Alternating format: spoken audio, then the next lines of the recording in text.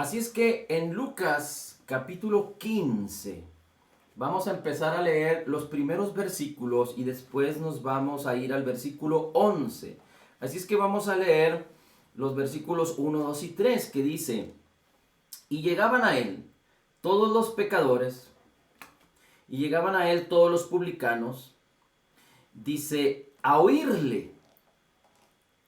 Y murmuraban los fariseos y los escribas, es decir, los religiosos, diciendo, este a los pecadores recibe y con ellos come. Versículo 3, y él les habló esta parábola diciendo. Y ahí el Señor Jesucristo habla de tres parábolas: la parábola de la oveja perdida, la parábola de las 10 dracmas y la parábola del hijo pródigo.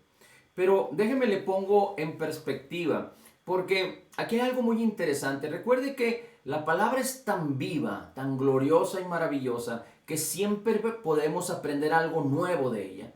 No solo tener en nuestra memoria lo que es importante, recordar las cosas que valen la pena y que dan vida, pero también podemos aprender cosas nuevas. Y fíjese como dice el versículo 1, todos los pecadores, los publicanos.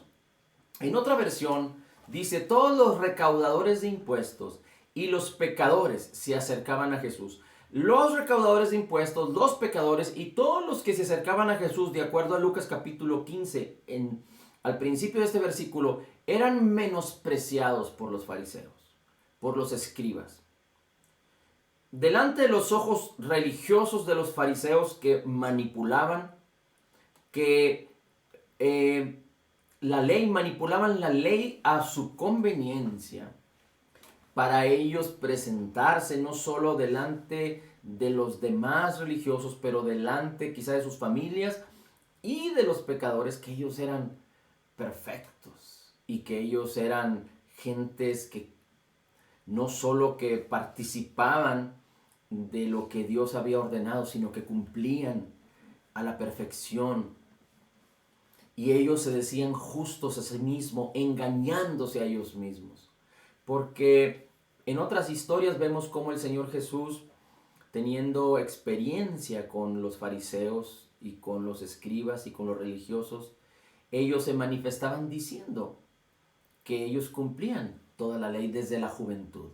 Pero cuando el Señor Jesucristo los ponía en contrapunto, digamos, los ponía en alguna situación para que ellos manifestaran de lo que ellos alardeaban, como aquellos fariseos, aquellos religiosos que vinieron y acusaron a la mujer que la pescaron infraganti en adulterio. Y el Señor Jesucristo les dice, el que esté libre de pecado que tire la primera piedra. Y desde el mayor hasta el menor huyeron, se fueron. O como aquel joven religioso que dijo, yo desde mi juventud he cumplido toda la ley. Y el Señor Jesús le dijo, bueno, vende todo lo que tienes y sígueme. Y aquel hombre se fue triste porque tenía muchas posesiones, manifestando y demostrando que alardeaban, que ellos manipulaban, que ellos decían de sí mismos, hacedores de la ley, pero esto no era así. Y aquí vemos cómo el Señor Jesucristo, después de que identifica que los fariseos y los escribas murmuran acerca de que los pecadores, los recaudadores de impuestos, vienen y lo escuchan para escuchar la palabra de vida. Recuerde que el Señor Jesucristo dijo, las palabras que yo os hablo son espíritu y son vida. Todo lo que el Señor Jesucristo declaró, al los hombres abrir sus corazones y permitir que esas palabras entraran, toda la bendición que Dios habló acerca del Hijo del Hombre, acerca de su venida, acerca del Padre, acerca de la benignidad y la bondad de Dios, penetraron en la vida de todos aquellos que le recibieron y fueron bendecidas sus vidas en gran manera. Así es que, por un lado, podemos entender esto, pero por otro lado dice aquí, los fariseos y los escribas murmuraban. Y aunque técnicamente o teológicamente la murmuración tendría un opuesto que no es el que voy a hablar ahorita, Pero prácticamente cuando nosotros meditamos la palabra, es porque atesoramos la palabra, porque amamos la palabra, porque creemos las palabras que salen de Jesús. Y meditar la palabra porque deseamos hacerlo, porque queremos conocer más al Señor y tener una intimidad y comunión con Él, podríamos decir que en la práctica es lo contrario a murmurar. O en otras palabras, aquel que no medita la palabra queda vulnerable a murmurar. Y aunque el creyente nacido de nuevo difícilmente podría hablar en contra de lo que Jesús hizo, o desestimar las cosas que Jesús hizo, pero el engaño y la mentira de este mundo continuamente están viniendo a la vida de todos los hombres. Así es que si nosotros no somos aquellos que meditan la palabra, que anhelamos la palabra, entonces no estamos en una montaña en donde no escuchamos nada y estamos aislados del mundo, pero estamos en el mundo, aunque no somos del mundo, pero estamos en el mundo con un propósito maravilloso que Dios nos reveló, que Dios preparó para ti y para mí. Así es que si no meditamos la palabra y permitimos que la palabra de Cristo sea la que reine y la que domine nuestros oídos, nuestros ojos, nuestra boca, nuestra mente y nuestro corazón, entonces estaríamos vulnerables a los engaños y a las mentiras de este mundo, a la incredulidad. Y el día de mañana es como si estuviéramos murmurando en contra de la palabra. Porque hablar la incredulidad y creer la incredulidad es contrario a la fe, es contrario a la palabra del Señor. Y aquí el Señor Jesucristo les revela 3 parábolas. Les refiere, dice, esta parábola, y primero habla de la parábola de la oveja perdida y a ellos los define como las 99 ovejas, porque ellos decían de sí mismos que eran las ovejas justas. Y aunque Jesús vino a lo suyo, con el propósito de salvar a los suyos como sus hijos, digámoslo en términos genéricos, porque los israelitas, los judíos, se decían hijos de Abraham, pero a los pecadores, a los que querían escuchar de Jesús, lo pone como la oveja perdida que había venido él mismo a rescatar. Y después vemos la parábola de las 10 dracmas, similar. Y en ambas parábolas al final el Señor Jesucristo dice, el versículo 7 dice, os digo de la misma manera que habrá gozo en el cielo por un pecador que cambia su manera de pensar. Es decir, cuando hablamos de arrepentimiento, no estamos hablando de reconocer el pecado y de golpear nuestros corazones y nuestros pechos diciendo que somos pecadores, como la cultura y la religiosidad de este mundo ha enseñado. Pero el arrepentimiento tiene que ver con cambiar de manera de pensar. Es decir, reconocer que necesitamos a un Salvador. Reconocer que estamos separados de Dios y que el pecado abunda en nuestras vidas.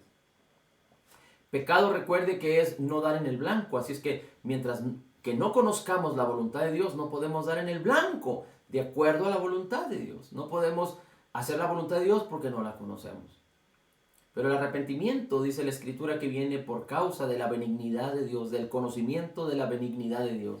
Así es que conociendo lo bueno y la benignidad de Dios, el amor de Dios, la gracia y la justicia que Dios manifestó de la manera más extraordinaria a los hombres a través de enviar a Jesús, y Jesús a través de entregar su vida y morir en la cruz, pagando por nuestras deudas, ofreciéndose como el sacrificio perfecto, como el cordero inmolado, como el cordero que quita el pecado del mundo.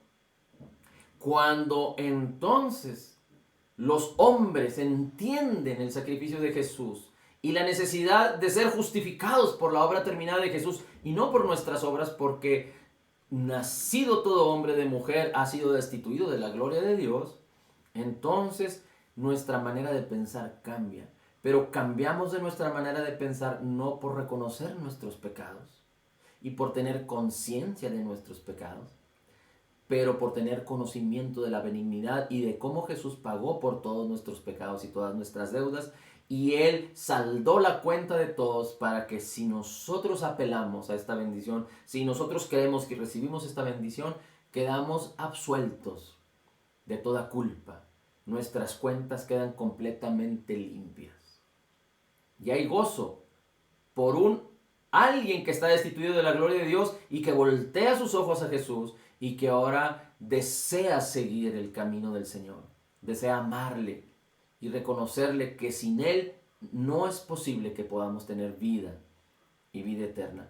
Y en la parábola de las dracmas, en el versículo 10, el Señor Jesús termina diciendo: de la misma manera os digo que hay gozo en la presencia de los ángeles de Dios por un pecador que se arrepiente.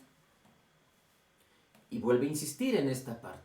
Es decir, a los fariseos les está diciendo: oigan, los publicanos y los pecadores están reconociendo su necesidad de Dios, su necesidad de ser justificados, su necesidad de cambiar de manera de pensar. Aunque los publicanos y los pecadores aún no habían entendido perfectamente lo que Jesús iba a hacer al morir en la cruz, porque aún no lo había hecho.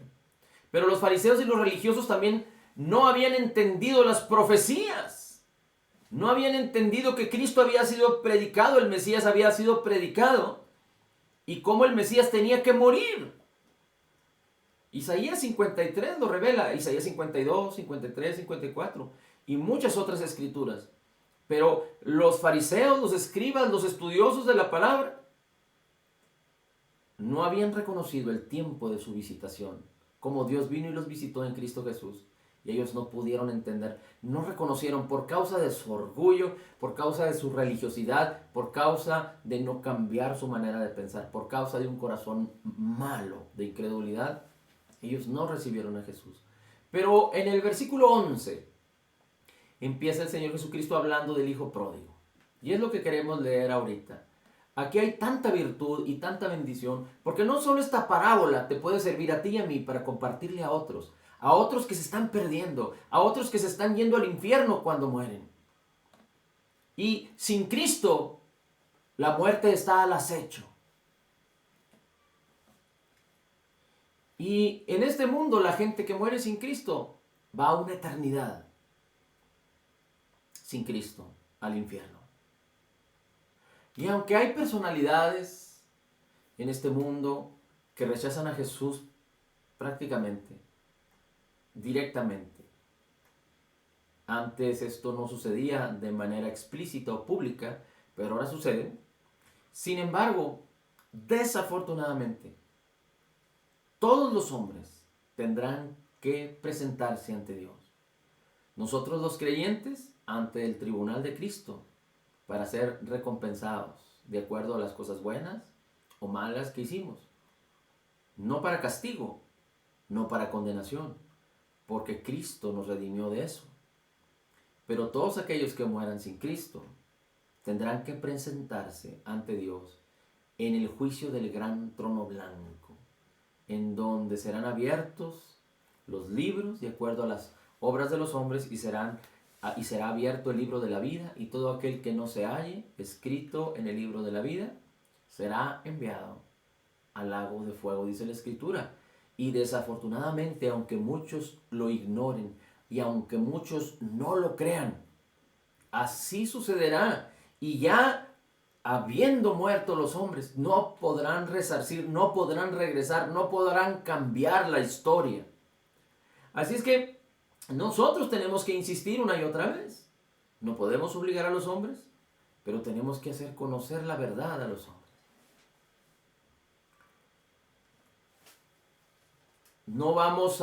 El creyente no fue llamado para cambiar la manera de pensar de las diferentes ideologías que hay en este mundo.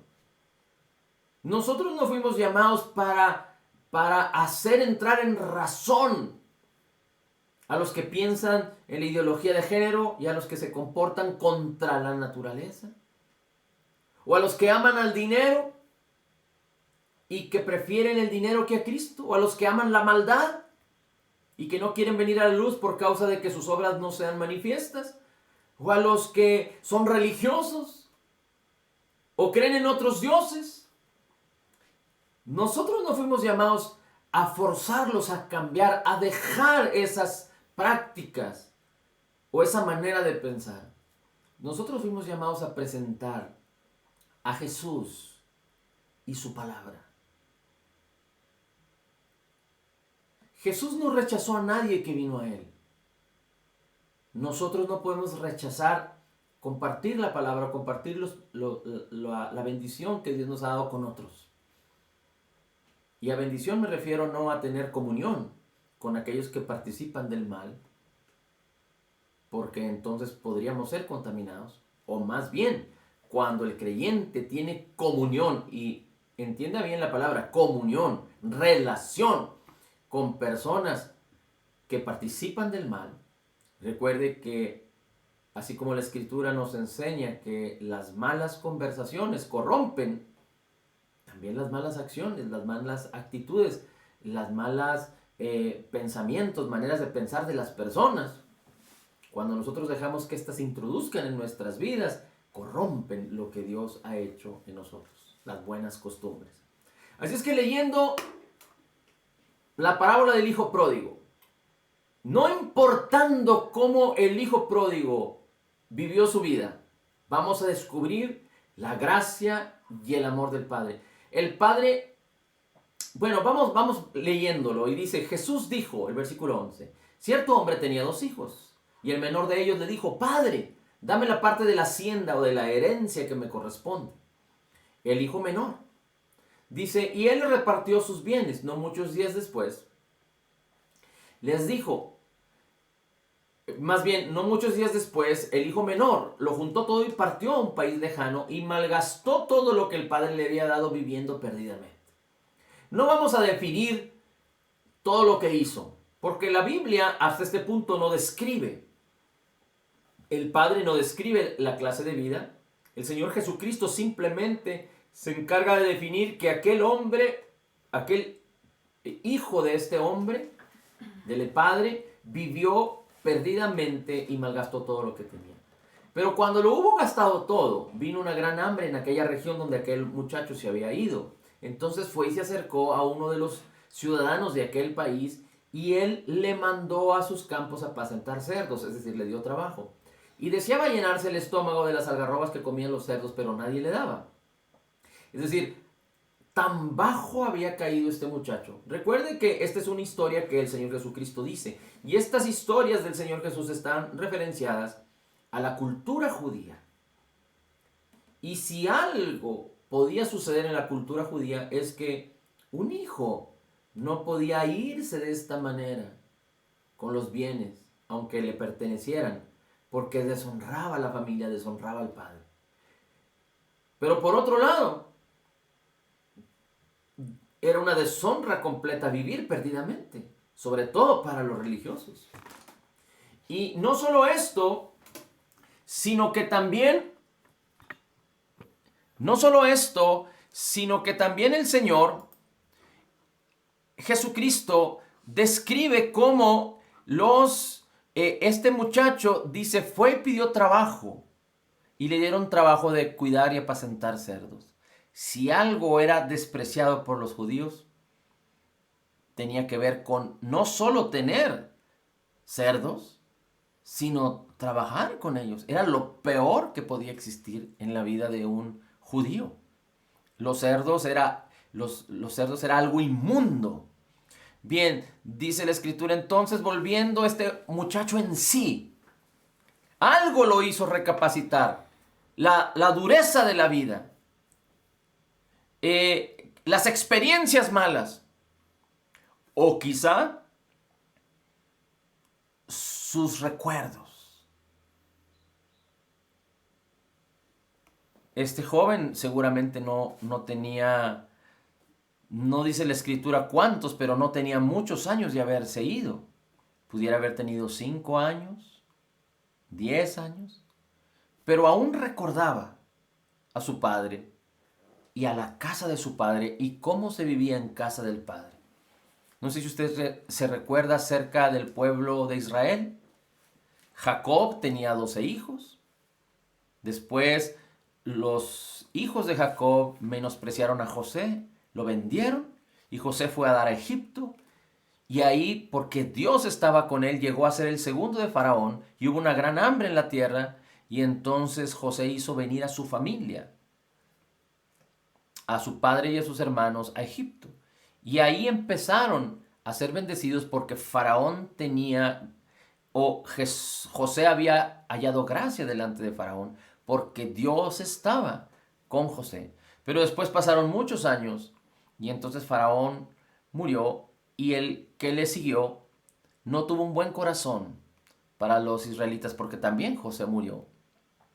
Y pasaron alrededor de 400 años y los israelitas fueron puestos en esclavitud y en servidumbre. Y se multiplicaron a 2 a 3 millones de personas.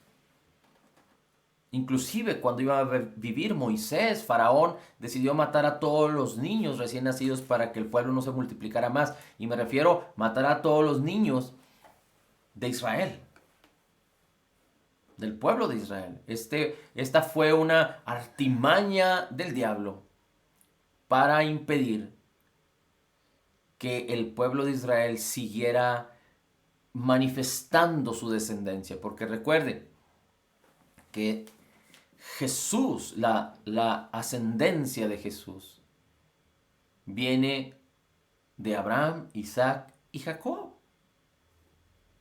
Así es que el enemigo, queriendo destruir e impedir que hubiera descendencia como Dios lo había diseñado y planeado. Pero el punto aquí de lo que estamos hablando ahorita, cómo lo relacionamos, es que el pueblo de Israel se olvidó de su Dios.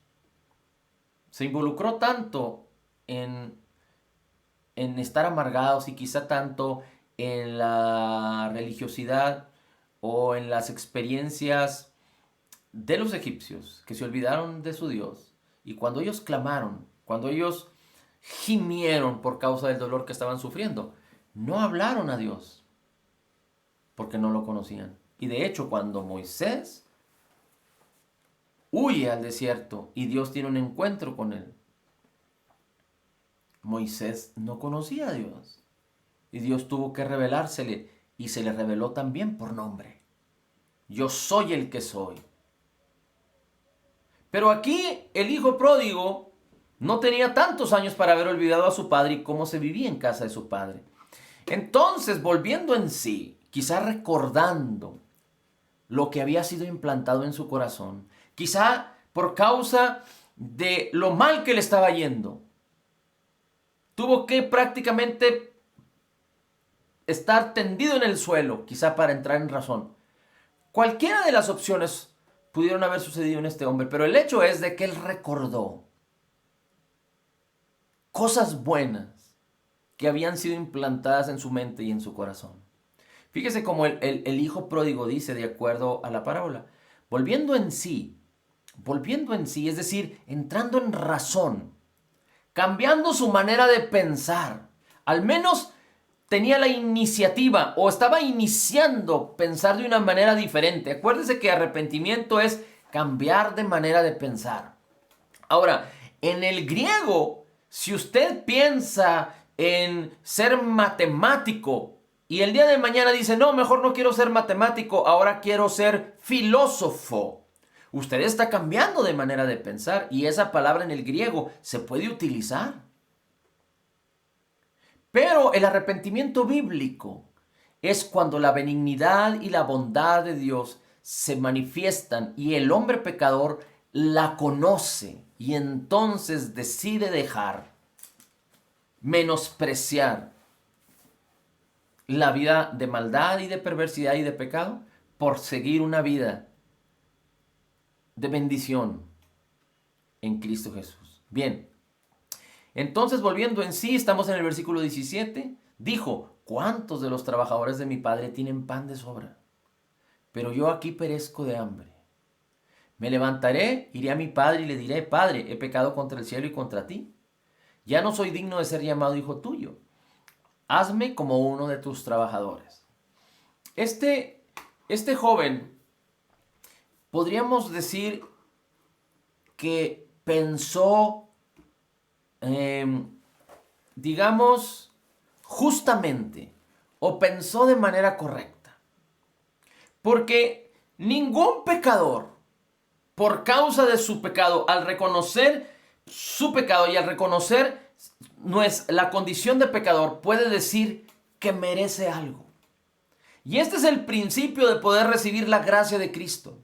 Porque aún nosotros que fuimos perdonados y que abrazamos el perdón por causa de creer en Jesús y en su obra terminada, recuerde, Cristo murió no solo por los pecados de nosotros, sino por los pecados de todo el mundo. Pero la diferencia está en que como murió por los pecados de todo el mundo y por nuestros pecados, pero nosotros abrazamos la verdad del Evangelio a través de creer que Él lo hizo y que lo hizo para favorecernos y justificarnos. Y hemos abrazado y creído en su obra terminada, completa y perfecta, y en su nombre y en su propósito. Y por eso hemos sido bendecidos con lo que Él hizo. Pero hay muchos allá afuera, todos los que no conocen a Cristo, que están esperando por nosotros, que no han sido bendecidos, aunque ya fueron perdonados. Amén. Así es que este hombre pensó correctamente, porque ni siquiera nosotros que hemos abrazado la verdad merecemos nada. Aunque nuestro espíritu es perfecto, porque Dios hizo una creación perfecta en nosotros, y la tercera parte de nosotros es perfecta, y hasta con Cristo, y nunca dejará de ser así. Pero como hombres, y de acuerdo a nuestros hechos, y por haber nacido destituidos de la gloria de Dios en pecado, no somos dignos. No somos dignos absolutamente de nada. Y este muchacho pensó bien de sí mismo. Voy a ir a la casa de mi padre y le voy a pedir, conociendo que en la casa de mi padre hay bondad y benignidad, aunque este hijo sabía lo bien que se vivía en la casa de su padre, no apeló a la buena manera de vivir de su padre ni de su hermano. Pero él dijo, yo no soy digno. Y al menos voy a solicitar que me hagan vivir como alguien que no es digno de vivir como padre e hijo, pero que me hagan al menos digno de vivir como esclavo. Y dijo este hombre, se levantó, el versículo 20, fue a su padre, y cuando todavía estaba lejos, su padre lo vio y sintió compasión por él. Nosotros podemos sentir compasión por los demás creyentes. Nosotros podemos sentir compasión por los que no conocen a Dios. Podemos tener misericordia y compasión de ellos. Pero no podemos simpatizar con su manera de pensar. Cuando hay un creyente que no conoce la verdad de Cristo, que no conoce que ya ha sido bendecido, que no conoce que es una nueva criatura en Cristo, que no conoce que a través de la fe se puede apropiar de todo lo que ya nos fue concedido por gracia en Cristo Jesús.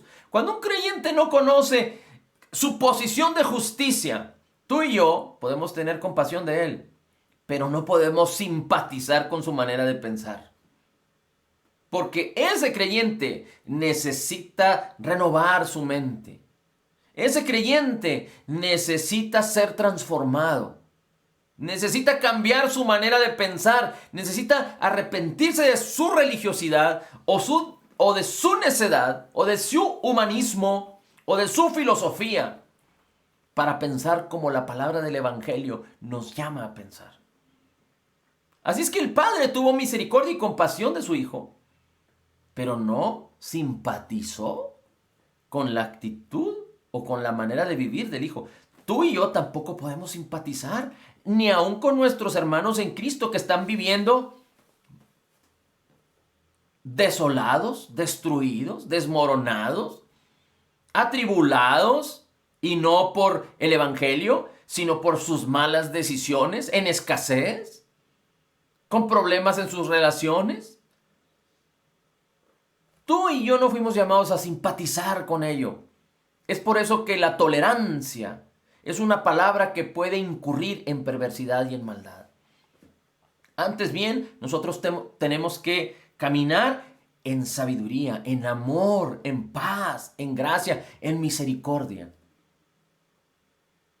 resistiendo al mal, estando en contra de toda perversidad y de todo mal, pero amando a las personas y hablándoles la palabra. Es a través de la palabra, es a través de Jesús, es a través de la benignidad de Dios en nuestras vidas. Pero es muy importante que lo hagamos en el espíritu, de acuerdo a la palabra, para no malinterpretar la bondad con la tolerancia, para no malinterpretar la bondad y la benignidad de Dios que ya mora en nosotros y que nosotros podemos manifestar a los demás, no malinterpretarla con la simpatía con la maldad. Bien, yo espero que el Espíritu Santo nos esté enseñando y nos siga enseñando al respecto, porque hay tantas personas que quieren que tú y yo tengamos simpatía con ellos, pero Dios no nos llamó a tener simpatía con el pecado. Pero la simpatía no le ayuda al pecador. Que el hombre creyente o que los demás entren en simpatía con diferentes maneras de pensar que son perversas y que son pecado, lo único que hace es fortalecer el ego de aquellos que participan de esa manera de pensar. Así como las minorías hoy en día, las minorías, no estoy hablando de las mayorías, pero de las minorías, quieren ser aceptados y tolerados por todos, pero lo único que sucede es que ellos quieren satisfacer su ego. Y no están pensando en la bondad, en la benignidad, en el amor, en la comprensión, en la paz, pero están pensando en sus codicias y en sus egos.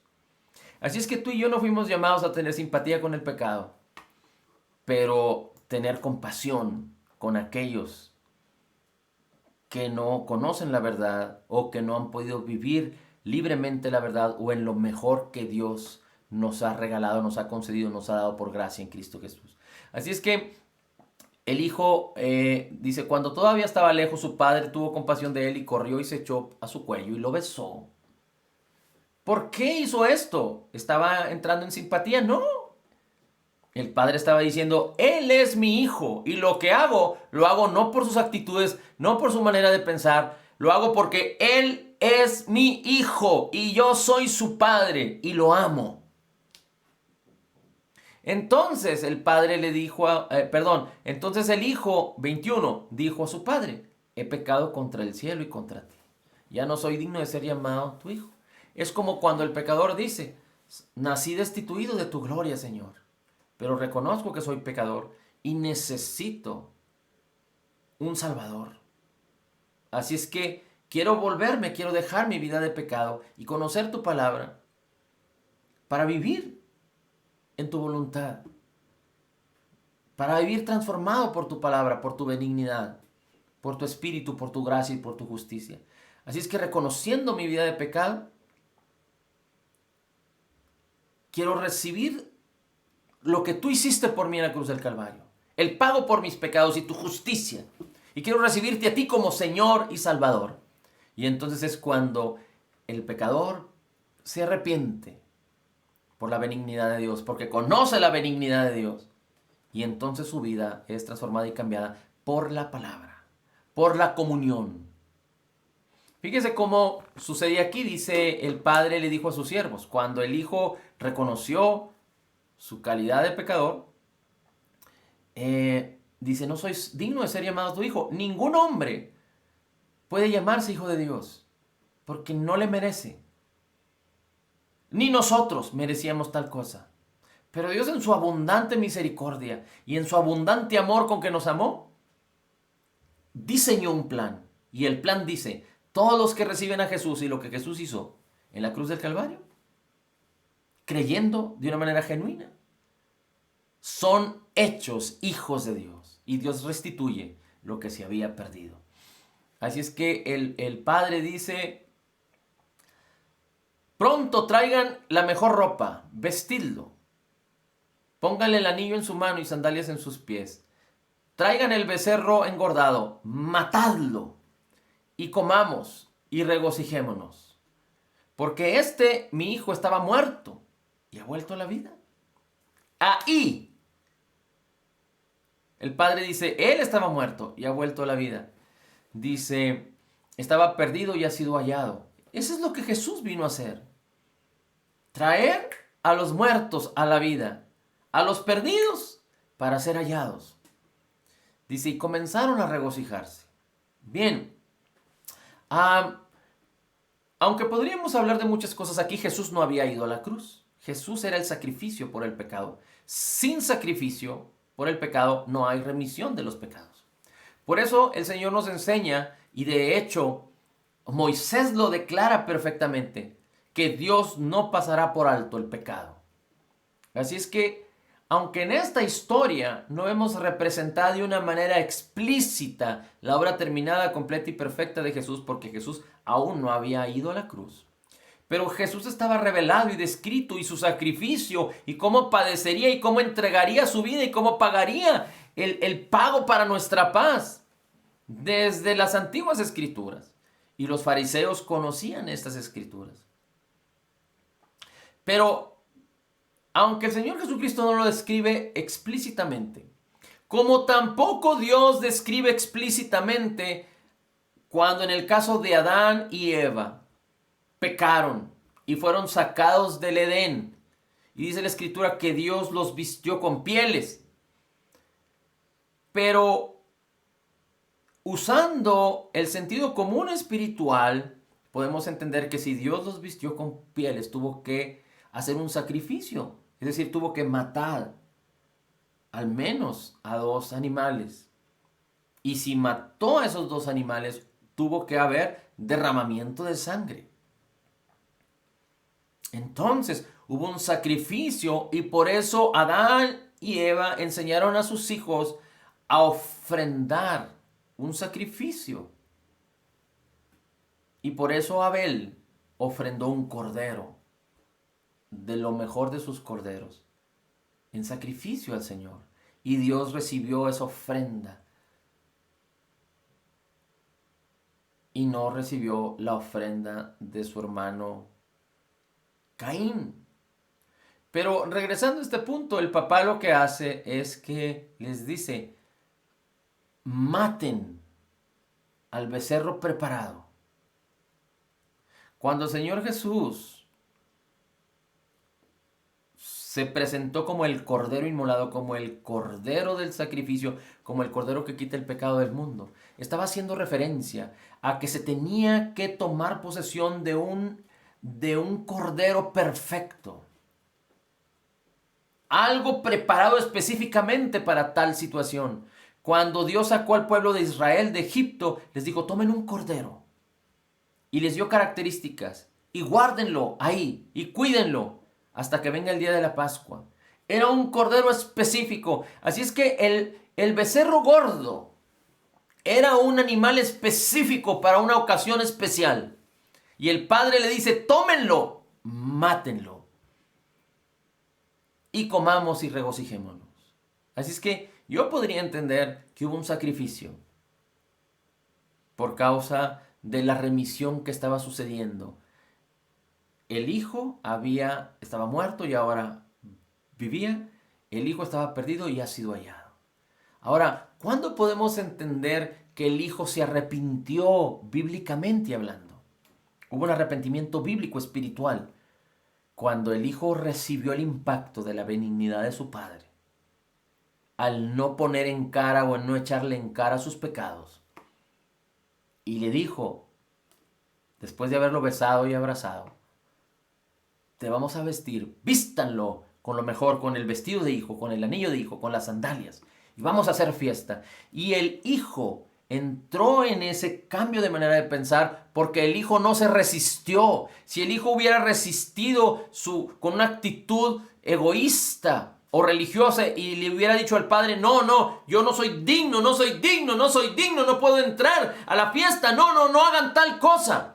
Eso es arrogancia, Eso no es humildad, eso es arrogancia. Resistir lo que Dios ha preparado para ti es arrogancia. Ir en contra de lo que Dios dice en su palabra es la más alta arrogancia que cualquier hombre pueda tener. Por eso es tan importante que la palabra nos inunde. Colosenses capítulo 2 y 3, luego lo lees en tu casa, pero habla de que necesitamos enriquecer nuestros corazones y llenar nuestros corazones con la palabra. Porque solo la palabra es viva y eficaz y tiene el poder de no solo renovar nuestras mentes, sino transformar nuestras vidas a la misma imagen de lo que ha sido depositado en nosotros. A la misma imagen del Señor maravilloso y precioso, Jesucristo. Así es que este muchacho, cuando aceptó, cambió su manera de pensar y entonces empezó a ser transformado de acuerdo a la actitud y al corazón del Padre, tanto que se regocijaron. Muchos pudieran pensar, porque así Hollywood enseña, así las películas enseñan, así las novelas enseñan, quizá tus mismas experiencias enseñan, pero no sé si has visto a un niño. Un niño puede estar en una fiesta y lo puedes regañar y se puede entristecer. Pero cuando le das la libertad para seguir jugando, en un 2x3, por causa de la escasez de malicia, se integra de inmediatamente al gozo de la fiesta. Pero un adulto, en una misma fiesta, puede recibir una controversia, un regaño, y para que se reponga, no va a ser posible que suceda en la misma fiesta. Pero eso es por causa del orgullo, por causa de una manera de pensar. Recuerde, la baja autoestima y la soberbia son lo mismo. Es orgullo, es soberbia, es altivez de corazón. Es pensar en nosotros mismos. Aquel que nada más está quejando, como aquel que dice no necesito a Dios, tienen características similares, porque solo piensan en sí mismos. Pero aquí este muchacho se involucra, recibe lo que el Padre le da, lo visten y seguramente tú pudieras pensar, no, pues es que está vestido pero con la cara así cabizbaja y no puede gozarse de la misma manera porque todavía se está recordando de su pasado. No, el Señor Jesucristo no lo describe así, porque en la parábola de la oveja perdida y en la parábola del dracma que se perdió, de las 10 dracmas, dice, así hay gozo en el cielo, así hay gozo delante de los ángeles por un pecador que se arrepiente. Así es que este hijo entró en el gozo. Recuerda que el Señor Jesucristo dice, venid a mí, benditos de mi Padre, entren en el gozo de su Señor. El creyente a través de la palabra, solo a través de la palabra puede, aunque se sabe que vivió de una manera perdida, entrar en el gozo del Señor. Pero el rebelde, el que cree que necesita las cosas, necesita recibir las cosas siempre y cuando las merezca, ese no va a poder entrar en el gozo del Señor. Porque para entrar en el gozo del Señor necesitamos cambiar nuestra manera de pensar.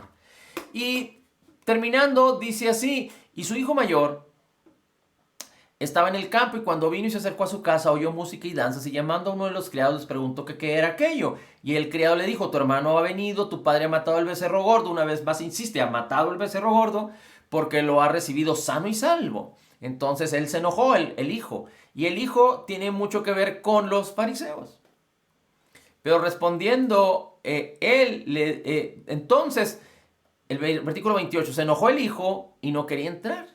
Es decir, no quería entrar en la benignidad, no quería entrar en el gozo de su padre, no quería entrar en la bendición de hijo. La religiosidad,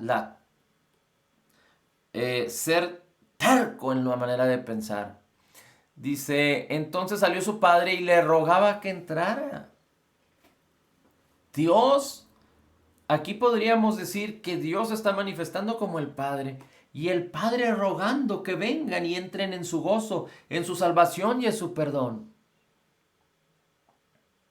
Y los hombres resistiéndose por las filosofías, por la religiosidad, por la dureza del corazón.